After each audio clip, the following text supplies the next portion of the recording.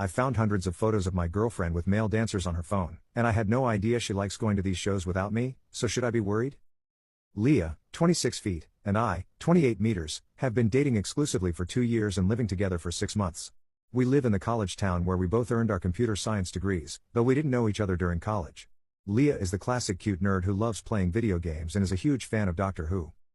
Leah has a good college friend, Emma, with whom she goes out with maybe once every 4 to 6 weeks. Usually, it's something low-key like a movie or dinner. Many times it's during the week, not the weekend. I've never thought much of it because I've never had a reason to. Plus, sometimes Leah comes home feeling extra affectionate, and we enjoy some intimate time together as soon as she walks through the door. But other times, she texts me to say she's going to crash at Emma's place. A few nights ago, Leah and Emma had a girls' night. She told me they were going to see a late movie and maybe grab some drinks afterward. Leah came home around 11, tipsy but not drunk, and was very affectionate. We ended up spending time together until she fell asleep around 1 in the morning. When I went to turn off her light, I noticed a pop-up on her phone with a QR code ticket pass to something called Men in Motion. I googled it and discovered it's a traveling show featuring male dancers. The ticket was for a show that night. Leah and I don't have an open phone policy, but I knew her password and was curious. I checked her app ticket history and found that she has gone to several of these shows. I also looked at her photos and found a folder with hundreds of pictures of her with male dancers dressed in very little clothing. I'm struggling with the idea that Leah enjoys watching these shows and has been hiding it from me. Although there's no evidence of infidelity, there were 2 nights she didn't come home that coincided with the dates of the shows. I have a good memory. It makes me wonder if something more is going on. I've always trusted Leah, and I don't want to accuse her of anything without evidence. However, this whole situation is making me uneasy. How do I bring this up to her without making her feel like I don't trust her? And how do I deal with the nagging feeling that more may have happened? Would I be wrong if I confronted her about this? Relevant comments. Comment 1. You should take her and her friend out for lunch and ask them when's the next time the traveling dancers are coming around. Ask them what the lie will be next time, a knitting class? Comment 2. That's not a very strong foundation for a lifetime romantic relationship, regardless of whether the topic is dance shows, money, or anything really. Think hard about whether this person is right for you. Response. But everything else in our relationship was fine. I have even been thinking about the next phase. Yeah, I know, this sucks and I think I know what I have to do. Update 1. First, thank you for all the comments. They really helped me get my thoughts straight and realize I had been ignoring some red flags.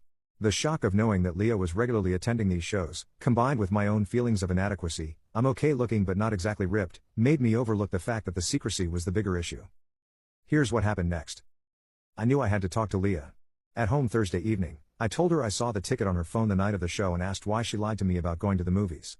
She was initially surprised and defensive but eventually apologized for not being upfront. She said that she and Emma considered it a fun and silly girls' night activity. Leah admitted she kept it quiet because she wasn't sure how I would react and didn't want to make things awkward between us. She admitted that this wasn't her first time attending a show like this, but she couldn't remember how many times she had gone in the past. Leah also mentioned something I hadn't considered, that she felt safer attending these shows since they were in an all-women environment, unlike bars and clubs where men often get drunk and hit on women. She reassured me that the shows were just for fun and had nothing to do with dissatisfaction in our relationship. She said several times that she finds me attractive and is very satisfied with our relationship. She even suggested that if it would help me feel better, we could go together to a club with female dancers.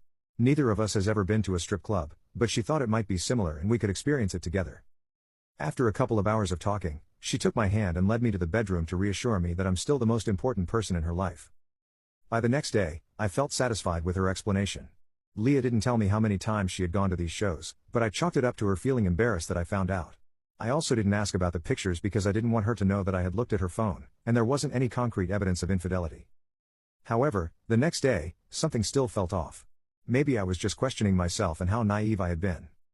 So, I reached out to a mutual friend of ours, Sarah. Sarah was part of Leah and Emma's college friend group, and I knew Sarah casually from a few classes we had taken together. Sarah and I weren't close, and I hadn't seen her since graduation, but we reconnected at her wedding a couple of years ago. The wedding was just around the time Leah and I became exclusive, and Leah took me as her +1.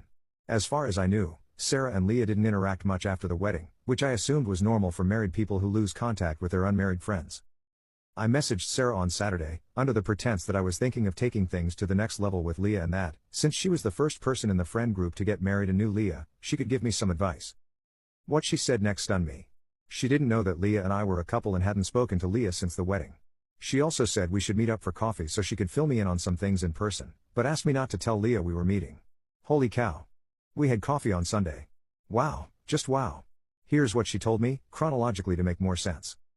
According to Sarah, Leah was a V card holder until her 21st birthday. As a joke, Sarah, Emma, and some friends decided to hire a male dancer for Leah's birthday celebration. To everyone's surprise, Leah really liked the dancer and ended up spending the night. Leah got the dancer's phone number, and Sarah said they met up with him a few times after the party for what Leah called a special private show. Leah was unabashedly proud of this. Leah became more interested in dancers and would suggest movies like Magic Mike for movie night. She would also make comments about guys walking around campus, remarking on their abs and biceps and saying things like, "I bet he looks good in a thong." Leah had a serious boyfriend after college and before we met that I didn't know about. According to Sarah, their relationship ended when the boyfriend discovered Leah in bed with, a dancer. Leah had gone to a male review, hung out after the show, and ended up bringing one of the dancers home. The boyfriend eventually moved out of town for work, which is why I had never heard of him. The friend group knew about this mess, and Sarah figured Leah had learned her lesson.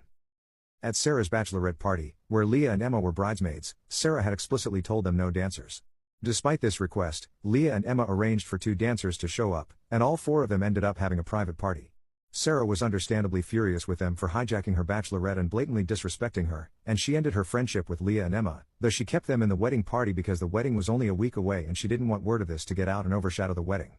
Looking back, I remember the vibe at the wedding felt off, and now I know why. I could tell Sarah was still very upset about the situation and believed I deserved to know the truth. Over the course of an hour, I went from stunned to furious. I'll spare you the details of Sunday evening, but I broke it off and told Leah she had until the end of the week to move out. She was crying, begging, and making excuses, but I had enough. Among her excuses, there was nothing wrong with a woman liking attractive men, and that it was all just a fantasy, no different than guys liking certain online content. It got her excited, and I benefited from it. She claimed she loved me, saw a future with me, and could work through this. She insisted she hadn't been with dancers after Sarah's bachelorette party, which was early in our relationship and shouldn't count, but who knows? Leah will be sleeping in the spare room for now, but I told her this is over. I plan to avoid her until she moves out, and I'm not worried about her causing trouble. I think she knows I'll share the whole story with her parents and family if she tries anything. So it's done. Thank you again to everyone who gave me the push I needed to confront this. Update 2. Thank you again for the support. Some of you asked for an update. Leah finished moving out on Saturday. No drama. I mostly avoided her. She made some attempts at reconciliation, but I think she knew it was hopeless. Some of you made helpful suggestions to protect myself, but they weren't necessary. I wasn't worried about her damaging anything. She's not irrational, she just got caught. She also knew I would go nuclear if she tried anything.